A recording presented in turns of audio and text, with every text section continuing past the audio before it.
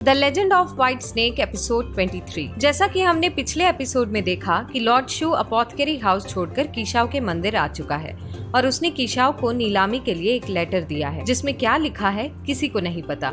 ये सिर्फ वही इंसान पढ़ सकता है जो उसे खरीदेगा। और उस लेटर की देखभाल के लिए याओयाओ बाई सांप के रूप में आई थी, जिसे देखकर सभी लोग उस लेटर की तरफ अट्रैक्ट हो रहे थे। ये सब देखकर मिस लैंग से रहा नहीं गया और उसने जुआन यांग स्कूल के शिष्यों को उन पे हमला करने के लिए भेज दिया। और अब आगे कीशाओ लॉर्ड शू को समझाता है कि तुम्हारे दुश्मन बहुत बढ़ गए हैं, तुम्हें संभल कर रहना चाहिए। वहीं दूसरी तरफ हम माउंटेन किंग को देखते हैं जो कि काफी सोच में पड़ी हुई थी। वो अपने एक बीस्ट से कहती है कि मेरा दिल उस वक्त इतनी तेजी से क्यों धड़क रहा था। ऐसा लग रहा था जैसे कि वो निकलकर बाहर ही आ जाएगा। कुछ समझ ही नहीं आ रहा था कि मेरे साथ हो क्या रहा है। क्या तुम्हें पता है कि मेरे साथ क्या हो रहा है? इस पर वो बीस्ट कहता है कि मुझे भी नहीं पता ये सब क्या हो रहा है। तभी वहाँ कीशाओ आ जाता है और उसे देख माउंटेन किंग पूछती है कि तुम यहाँ क्या कर रहे हो? कीशाओ कहता है कि मुझे नहीं पता जो लोग हमला करने आए थे वो लोग दोबारा दिखाई देंगे या नहीं, लेकिन फिर भी चलो हम साथ मिलकर उन पर नजर रखते हैं। इतना कहकर कीशाओ वहाँ पर बैठ जाता है और अब माउंटेन किंग कीशाओ के पास बैठती है और कहती है कि पता नहीं क्यों मुझे आज का दिन बहुत अजीब लगा। वो उससे बताती है कि जब मैं तुम्हें देखती हूँ तो मेरा दिल तेजी से धड़कना शुरू कर देता है। इस पर माउंटेन किंग कहती है अब मैं समझी, क्या आप राक्षसों को अपने वश में करने के लिए नए जादू का इस्तेमाल कर रहे हैं? अब माउंटेन किंग वहाँ से चली जाती है। वहीं दूसरी तरफ हम ग्रीन एम्परर को देखते हैं जो कि कीशाओ और ज़ीशुआन को लेकर काफी परेशान थे। वो अपने दोस्त को बताती है कि केवल हम दोनों ही चिंतित नहीं हैं। इस पर उनके दोस्त कहते हैं कि हमारे साथ साथ और कौन है जो इस बात को लेकर चिंतित है। इस पर ग्रीन एम्परर कहते हैं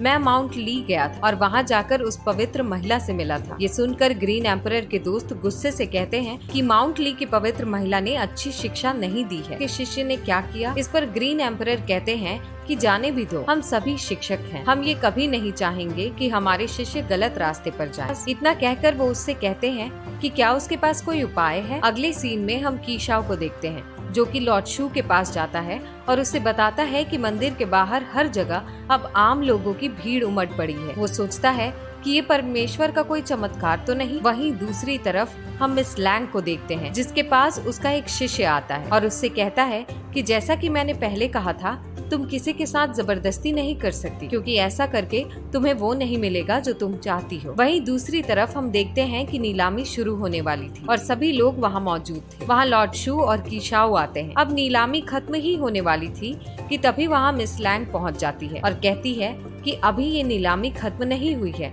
क्योंकि हमने अभी तक कोई बोली नहीं लगाई है। वहीं दूसरी तरफ हम माउंटेन किंग को देखते हैं। वो बाई को खोजते खोजते जंगल में पहुंचती है और कहती है कि आप यहाँ जंगल में क्या कर रही हैं? अब याओयाओ बाई माउंटेन किंग को उस तलवार से रिलेटेड सारी बात बताती है और उसे ये भी कहती है कि मैंने इसे सिर्फ अपने बचाव के लिए रखा था। अगले सीन में हम लॉर्ड शू को मिस लैंग के साथ देखते हैं। अब मिस लैंग उस पत्र को खोलती है लेकिन वो पत्र खाली होता है, लिखा हुआ नहीं होता। अब लॉर्ड शू कहता है कि ये वास्तव में कोरा कागज है। मैंने ये खाली कागज इसलिए रखा था क्योंकि मैं उत्सुक था ये जानने के लिए कि भगवान के पद से हटने के बाद मेरे बारे में हर कोई क्या सोचता है। इस पर मिस लैंग कहती है आपके बारे में कोई क्या ही सोच सकता है और कौन विश्वास करेगा आपकी बातों पर। वहीं दूसरी तरफ हम कीशाओ को देखते हैं जो कि अभी भी उसी तलवार को लेकर उसके बारे में सोच रहा था। जब वो ये सब सोच ही रहा था कि लॉर्ड शू पीछे से आ जाता है और कहता है कि अब आप 3 साल के बच्चे नहीं रहे, ऐसी हरकतें करना बंद कीजिए। आप यहाँ लड़की की तलवार से क्यों खेल रहे हैं? तभी कीशाओ कहता है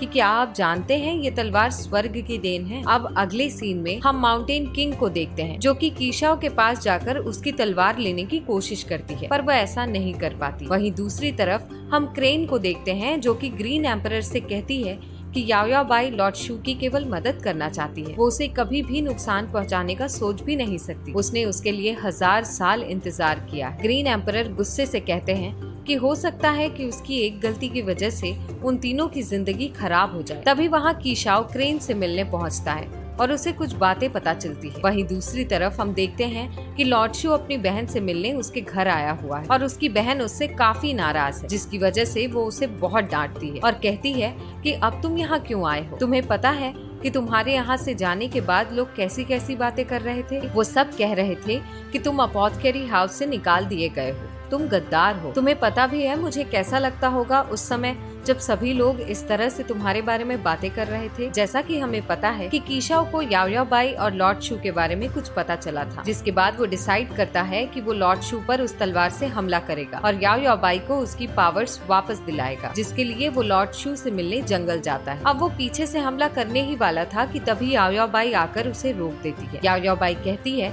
कि मैं जानती हूँ कि तुम्हारा इरादा गलत नहीं था। लॉर्ड शू पूछता है कि यहाँ ये सब क्या चल रहा है। इस पर कीशाओ कहता है कि हम बस आपके साथ मजाक कर रहे थे। अब वो लोग वहाँ से चले जाते हैं। लॉर्ड शू याओ याओ बाई से पूछता है कि मेरी बहन ने आपके सामने हम दोनों के शादी का प्रस्ताव रखा था, आपका इसके बारे में क्या ख्याल है। इस पर याओ याओ बाई शर्मा कर अपना जवाब हाँ में देती है और इस तरह ये एपिसोड यहीं खत्म होता है।